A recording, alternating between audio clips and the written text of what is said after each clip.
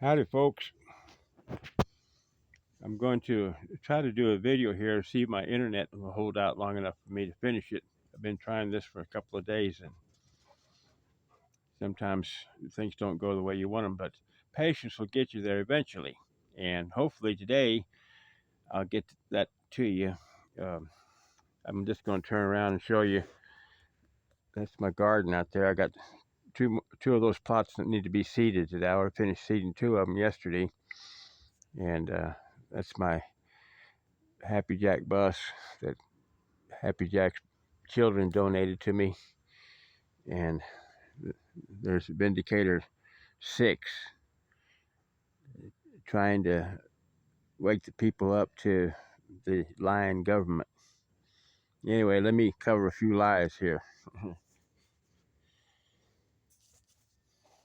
I'm going to start out with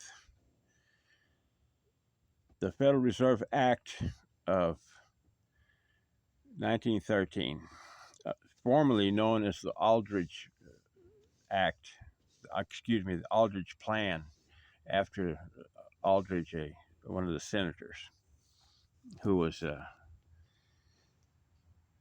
very much a Federalist. And a Federalist is basically a puppet for Rome. In other words, they are Republicans and Democrats also, because we have a Democratic Republic made up of two actors guilds. One of them is a Republican Actors Guild, and the other one is a Democrat Actors Guild. They may as well be Whigs and Tories. There's always got to be two teams in order to play a game, and they are gaming you. They take your taxes in every which way you can imagine: property tax, income tax, sales tax, licenses. Anytime you want to start a business of any kind, you pay. You have to get a license. That's a tax. You get to get a license for your dog. That's a tax. Just any number of things. If you want to go into business, you got to get a license. First one thing, another like that. You don't have to, but they prefer that you would. If you get a DBA, you've had it. They know all about you then. That was one of the best advices I ever got, was don't get a DBA. Mind your own business and just keep it to yourself. Now, I'm going to get back to the Federal Reserve Act of 1913. I'm going to set this down here so I don't have to hold it the whole time. And hopefully you can hear me all right.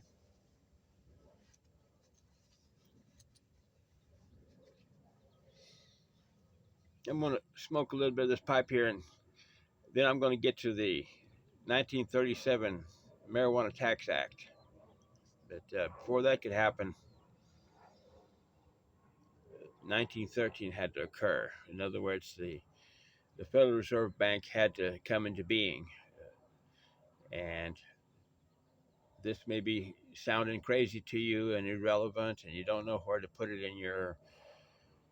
in the scheme of things that have been presented to you through your curriculum at school. They never told you that the Federal Reserve Bank belonged to the Vatican Bank, and also to the Bank of England, which is also a subsidiary of the Bank of the Vatican Bank. When I worked for Dubois Chemicals, we were a subsidiary of W.R. Grace Chemical Company out of London, England, the largest chemical company in the world. And when I was with State Chemical, we bought Roto-Rooter. So Roto-Rooter was a subsidiary of State Chemical. And there's a lot of that going on, to the point where you have no idea who the mother company is. Well, the mother company is the Vatican Bank, that belongs to the papacy. And the papacy, at the very top, the highest level of the papacy, are the papal bloodlines. And papal bloodlines are the Roman nobility, the same ones that killed Caesar because he stepped out of line. He brought the troops He crossed the Rubicon, as they say. He brought the troops into the capital, which was, for all intents and purposes, making himself the ruler. Screw you, nobility. I got the soldiers listening to me, kind of like Trump. He'd give the military all kinds of money. I got the soldiers listening to me. We're going to be doing Trump's thing. Well, in that case, they were doing Caesar's thing, and et tu, Brute, his best buddy stuck the knife in him too, and he didn't know, he couldn't put this together. Why is my best buddy going along killing me? Well, his best buddy was actually in with the nobility there, and he failed to take that into consideration because these people are very secretive and they don't go around telling you who they're involved with, who they're associated with. They're watching out for their own, just like these Democrats and Republicans are watching out for an entity larger than a Democrat or a Republican. And they're the best actors there are, better than the ones in Hollywood. They act like they're against each other, but they're not against each other.